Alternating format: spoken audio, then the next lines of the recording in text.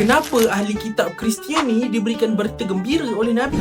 Ini adalah kisah seorang lelaki yang bernama Waraqah bin Naufal. Waraqah bin Naufal ni memeluk agama Kristian dan merupakan seorang yang berpegang kepada ahli kitab. Beliau merupakan sepupu bagi Sayyidatuna Khadijah binti Khuwailid. Setelah Nabi dapat wahyu daripada Allah, Nabi sebenarnya tak tahu apa benda yang tengah berlaku kat dia ni. Khadijah bagi suggestion supaya berjumpa dengan Waraqah bin Naufal. Apabila diteliti tanda-tanda kenabian Nabi, Waraqah adalah orang pertama yang mengesahkan kenabian Nabi Muhammad. Untuk pengetahuan korang, Waraqah ni seorang yang tua dan juga buta. Umur dia masa tu dikatakan lingkungan 90 tahun gitu. Dia kata, andai aku ada kudrat akan kutolong engkau wahai Muhammad. Dan juga dia berdoa agar Nabi diberikan kekuatan dalam menyampaikan dakwah. Sebab dia tahu yang memang akan ada penentangan daripada kaum Muhammad tu sendiri. Ada sebahagian ulama yang mengatakan dia sebenarnya memeluk agama Hanif, iaitu agama Ibrahimiyah. Tak lama lepas tu Waraqah bin Naufal telah meninggal dunia. Jadi persoalannya, adakah Waraqah ni Muslim ataupun tidak? Ada beberapa hadis Nabi yang mengatakan berita gembira untuk Waraqah. Sebahagian ulama mengatakan yang dia ni sebenarnya adalah Islam disebabkan keinginan dia untuk mengikuti jalan Nabi. InsyaAllah di akhirat sana dia akan mendapat